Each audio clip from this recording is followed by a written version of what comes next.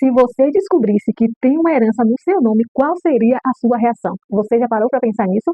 E hoje eu estou na incumbência de trazer essa notícia para você. Você tem uma herança esperando você.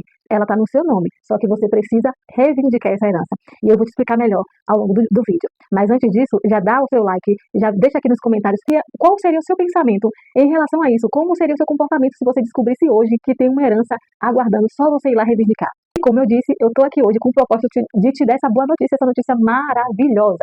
E fica aqui comigo que eu já vou te explicar e eu já vou te dizer o passo a passo para você reivindicar como é que você vai conseguir reivindicar essa herança. Tá? Antes de te contar o passo a passo, eu vou te falar algo que aconteceu na minha vida. Quando eu nasci, para quem não sabe, eu nasci dentro de um ônibus de viagem. Olha que interessante.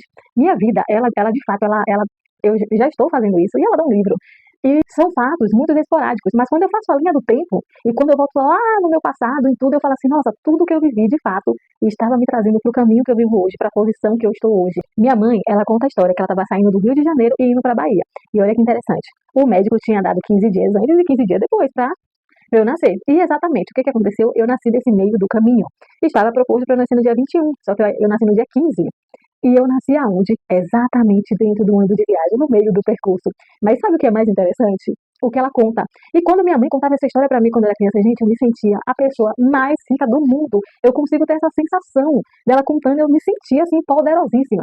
E ela conta que meu enxoval já estava pronto, já estava tudo comprado, já estava tudo bonitinho, e eles estavam se mudando de cidade. E quando eu nasci, o que ela falou?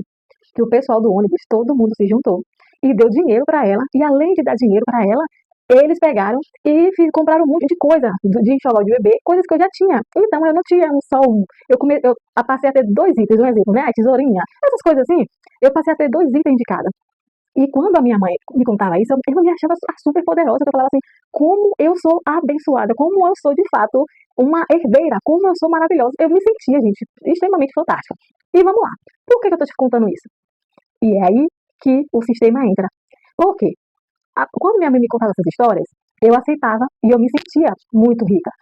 Só que, ao decorrer dos anos, o tempo foi se passando e as coisas começaram a acontecer na minha família, né? A escassez financeira. E o que acontece? E é aí que o sistema entra no nosso inconsciente. Ele aproveita os cenários desfavoráveis para tirar as nossas sensações, tirar os nossos sonhos, arrancar os nossos projetos da gente. E nesse período, né, do meu crescimento, a minha mãe parou de contar essas histórias e o meu inconsciente, né, vai registrando as coisas que vai acontecendo ao longo da nossa vida e foi registrando as faltas, né, que acontecia, a escassez de alguma coisa. Graças a Deus, a gente nunca passou necessidade, né, falta de alimento, mas a gente tinha falta de outras coisas, né, dentro de casa, coisas que são necessárias, mas não eram prioridades como o alimento. E ouvindo aquele cenário, a gente vai perdendo a esperança, a gente vai perdendo essa sensação gostosa, maravilhosa de se sentir herdeiro. E é justamente aí que o sistema, ele aprisiona a sua mente, porque você já vem de fábrica rico, você já vem, quando você nasce, você já vem herdeiro, você já vem rico, só que você perde essa essência ao decorrer quando você começa a olhar o cenário da sua família. Quando você começa a olhar a falta, o desemprego, você vê seu pai, sua mãe saindo para trabalhar, com todo aquele sacrifício, e a sua mente inconsciente vai registrando tudo isso aí na sua mente, e fica tudo armazenado. E aí, quando a gente cresce, vai tomando mais conhecimento das coisas, a gente pensa que trabalho é difícil, que ganhar dinheiro é muito difícil, muito desafiador. Olha bem, meu pai, ele sempre teve o costume de ouvir música de reggae, e ele ouvia exatamente Edson Gomes, e Edson Gomes tinha uma música que meu pai sempre colocava que era assim, ó, trabalho, trabalho e não ganho nada. E essa frase ficou muito tempo reverberando no meu inconsciente. E automaticamente, o que a gente guarda como lembrança sobre dinheiro? Que o dinheiro é ruim, que dinheiro é escasso, que tem que ser com muito suor que a gente tem que ganhar dinheiro. Só que isso é uma mentira, porque você já é herdeiro. Só que como a gente não sabe dessa verdade, a gente não reivindica os nossos direitos. E por que você é herdeiro? E essa herança só está esperando você reivindicar? Porque você é filho de Deus. Não importa o que o mundo aí fora fala, só que você é filho de Deus. Mas quando você só vai se tornar filho de Deus quando você tem consciência disso. Todos nós somos criaturas, mas a gente só passa a ser filho de Deus quando a gente tem consciência de que a gente é filho. Quando a gente aceita essa identidade, quando a gente aceita essa paternidade. E isso é preciso ser reivindicado. E como é que eu reivindico, Carla? Eu vou te ensinar aqui. Já pega papel e caneta e anota. Para você não esquecer. E salva esse vídeo. Para você vir aqui e olhar com mais calma, com mais detalhes. O que você vai fazer? Você vai fazer uma oração. E você vai falar para Deus que você aceita a paternidade dele. Sim.